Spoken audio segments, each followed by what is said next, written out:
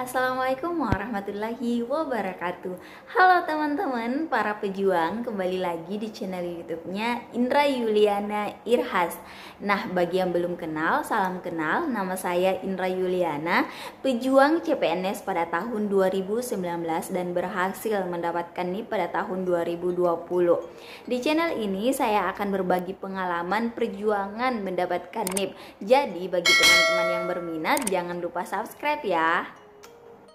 Nah, pada video kali ini Indra akan bahas mengenai kisi-kisi materi pokok untuk jabatan fungsional Widya Iswara nih teman-teman. Jadi teman-teman yang berminat nonton terus ya. Nah, pada tahun 2020 nih teman-teman, Menpan RB mengeluarkan kisi-kisi materi SKB.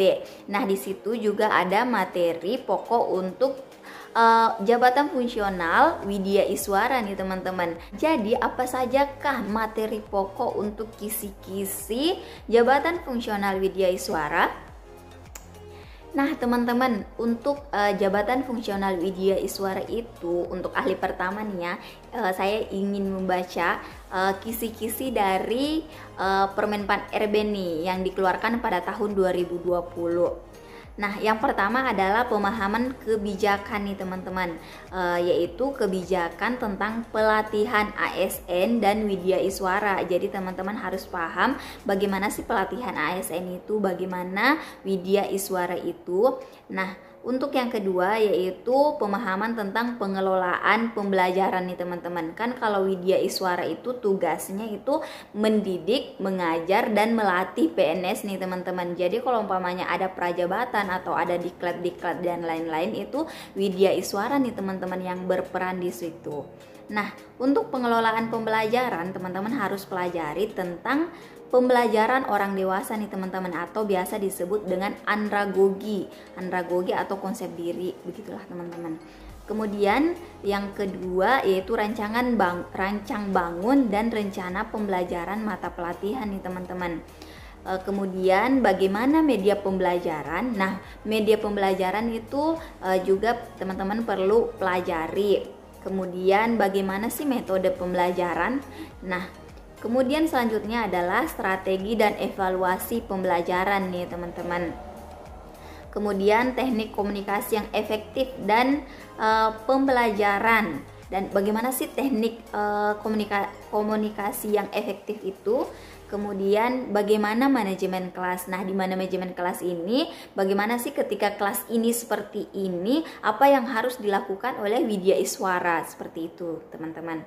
Nah, pemahaman yang ketiga adalah teman-teman harus paham juga tentang substantif dari penyusunan kurikulum, kemudian penyusunan modul, kemudian dasar-dasar KTI nih teman-teman. Jadi kalau umpamanya di dasar-dasar KTI, teman-teman itu perlu tahu bagaimana sih penulisan KTI, formatnya bagaimana. Mungkin di situ di soal-soal SKB nanti ada materi-materi tentang seperti itu. Kemudian kalau untuk penyusunan modul itu modul yang baik itu seperti apa sih? Nah, teman-teman bisa pelajari hal-hal tersebut.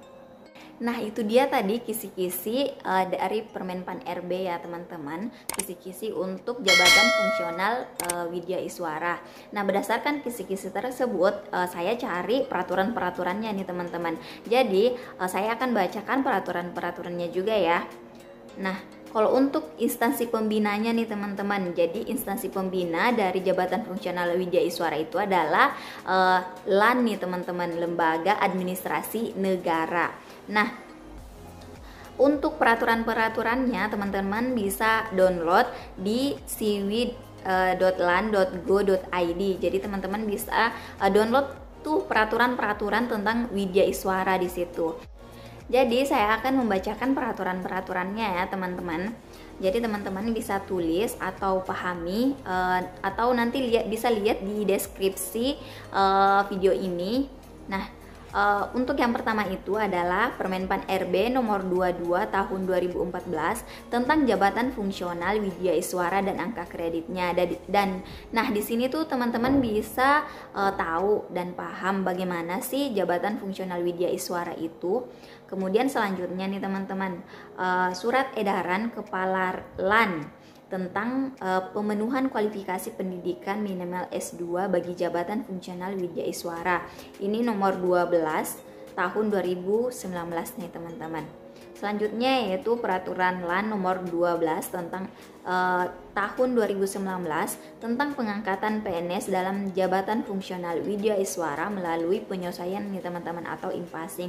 Jadi kalau untuk untuk jadi Widya Iswara itu bisa impasing loh teman-teman. Umpamanya dari jabatan P nih mau jadi jabatan Widya Iswara bisa nih teman-teman. Jadi kalau umpamanya teman-teman ingin menjadi Widya Iswara bisa sekali nih teman-teman, walaupun teman-teman sudah PNS nantinya. Nah selanjutnya yaitu peraturan LAN nomor 16 tahun 2020 tentang komunitas belajar bagi jabatan fungsional Widya Iswara nih teman-teman. Kemudian selanjutnya adalah surat edaran tentang pengusulan penetapan kebutuhan seleksi internal dan uji kompetensi calon jabatan fungsional Widya Iswara. Kemudian peraturan LAN nomor 13 tahun 2019 tentang pelatihan kewidya iswaraan bagi Widya Iswara yang diangkat melalui perpindahan dari jabatan lain. Selanjutnya adalah peraturan bersama Kepala LAN dan BKN tentang jabatan fungsional dan angka kreditnya nih, nomor 1 dan 8 tahun 2015. Kemudian peraturan LAN nomor 8 tahun 2018 tentang pedoman penyusunan KTI bagi Widya Iswara. Nah, ini dia tadi teman-teman peraturan kisi-kisi dari Permenpan RB, yaitu tentang KTI, penyusunan KTI. Ini perlu sekali nih teman-teman untuk baca. Kemudian peraturan LAN nomor 4 tahun 2017 tentang pedoman pelaksanaan orasi ilmiah Widya Iswara nih teman-teman. Teman-teman juga perlu paham tentang ini. Selanjutnya yaitu orasi ilmiah jabatan fungsional Widya Iswara. Ini adalah peraturan LAN nomor 4 tahun 2020. Nah itu dia teman-teman peraturan-peraturan yang teman-teman perlu download, yang teman-teman perlu pelajari. Jadi untuk kisi-kisi ini teman-teman harus pahami juga ya. Jadi teman-teman cari pemahaman tentang media pembelajaran seperti apa, metode pembelajaran seperti apa. Teman-teman bisa mengembangkan peraturan-peraturan yang teman-teman bisa pelajari. Nah, sekadar untuk membantu nih teman-teman, jadi teman-teman yang peraturan-peraturan lain yang teman-teman perlu pahami yaitu Undang-Undang RI nomor 20 tahun 2003 tentang sistem pendidikan nasional. Jadi teman-teman harus paham dong tentang sistem pendidikan nasional itu seperti apa. Kemudian peraturan Kepala LAN nomor 5 tahun 2008 tentang standar kompetensi Widya Iswara.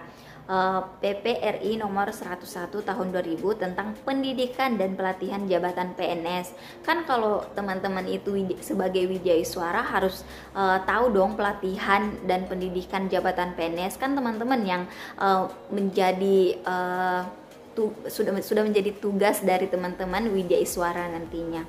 Kemudian yang selanjutnya yaitu peraturan Kepala LAN nomor 15 tahun 2011 tentang pedoman umum penyelenggaraan pendidikan dan pelatihan fungsional.